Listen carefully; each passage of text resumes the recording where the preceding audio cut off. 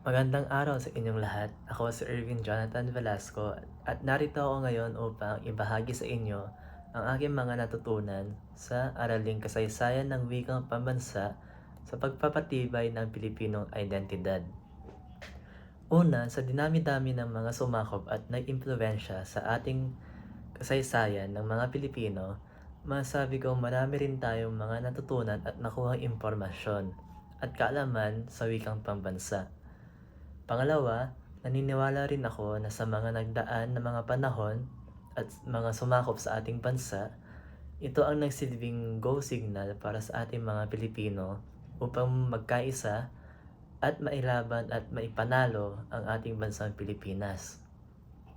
Panghuli, mas naiintindihan ko na ngayon na ang wikang pambansa ay napaka-importanting aralin ng isang mag-aaral bilang magkaroon ng tamang impormasyon patungkol sa sariling wika at bansang minamahal.